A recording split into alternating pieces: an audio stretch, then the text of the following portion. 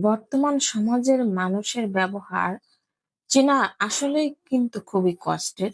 মানুষের ব্যবহার এমন একটি জিনিস, ব্যবহারের কারণে কারো মনে জায়গা পায়, আবার সেই ব্যবহারের কারণে কারো মন থেকে উঠে যায়। নিজের ভুল ধরার চেয়েও অন্যের ভুল ধরার জন্য বর্তমান সমাজের মানুষ খুবই ব্যস্ত থাকে। আসলে কারোর সঙ্গে অতটা মেশার সময় পাই না। আর সময় পেলেও যতটুকু সম্ভব সংসারের মনোযোগী হওয়ার চেষ্টা করি। সংসারের কাজকর্ম নিয়ে খুবই ব্যস্ত থাকি।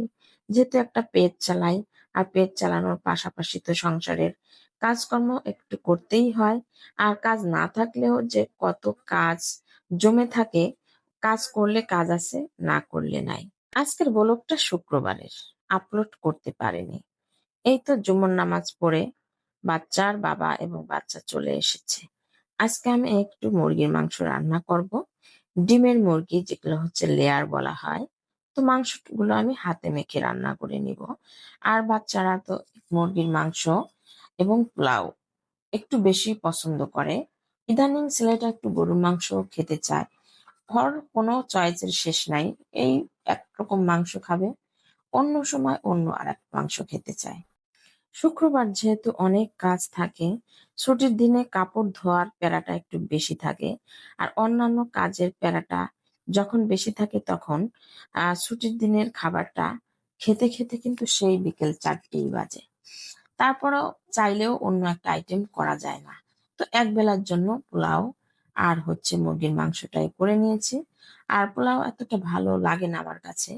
আর এজন্য বাচ্চাদের পছন্দ মতো করতে হয়, ওরাই তো খাবে। আর রান্না কিন্তু আমার কমপ্লিট।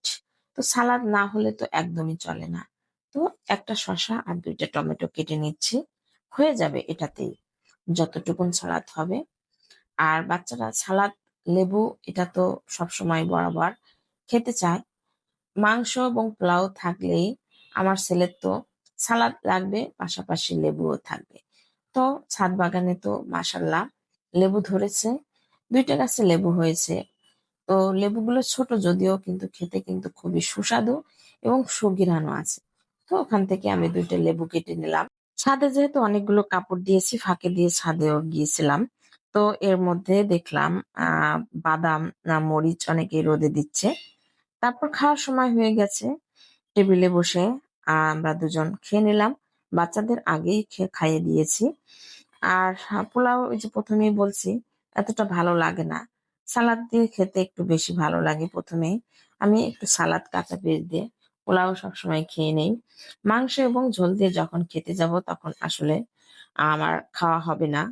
তো খুব কষ্ট করে খেয়েছি 2 দিন যাবত। প্রচুর জ্বর, ঠান্ডা। তো এর মধ্যে দিয়েই সংসারের সমস্ত কাজকর্ম করতে হচ্ছে।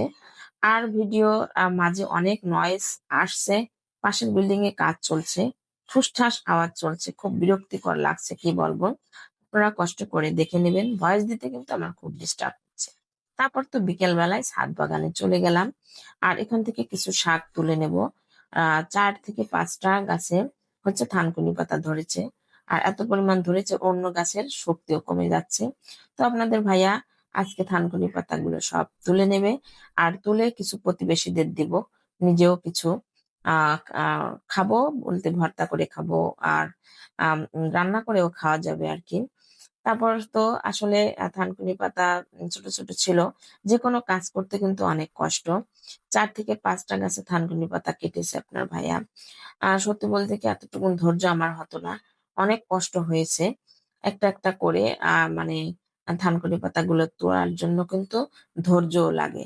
কিছুক্ষণ বসে থাকলেও কিন্তু হাঁটু ধরে যায়, স্বাভাবিক, সত্যি বলছে। তারপরে কিন্তু অনেকগুলো পাতা সে কেটেছে আজকে। গাছের যত্নটাও সে ধৈর্য সহকারে করে। আমার কিন্তু আসলে এই গাছের যত্ন করা এতটা ধৈর্য নেই। গাছে পানি দেওয়া থেকে শুরু করে গাছের পরিচর্যা কিন্তু সেই করে। তো মাশাল্লাহ, যেমন পরিচর্যা করে তেমনই হচ্ছে শাকসবজি, মরিচ, লেবু, আমরা অনেক ধরনের ফল আর শাকসবজি কিন্তু ছাদ বাগানে টবে লাগানো হয়েছে, এবং সেগুলোর ফলনও কিন্তু খুবই ভালো হয়। শাক তুলতে তুলতে একটা কথাই বলে যায়, মানুষের ব্যবহার এমন একটা জিনিস, ব্যবহারের কারণে সমস্ত জায়গায় কিন্তু সব দরজা বন্ধ হয়ে যায়। এবং ব্যবহারটা যদি সুন্দর থাকে, তাহলে সব জায়গায় মানুষের কাছে ভালো থাকা যায়। আর এই ব্যবহারের কারণে ৭ দরজা খুলে যায় এবং ব্যবহারের কারণে ৭ টা দরজা বন্ধ হয়ে যায়। তো এই শহরে থেকে অনেক কিছু বুঝেছি, শিখেছি।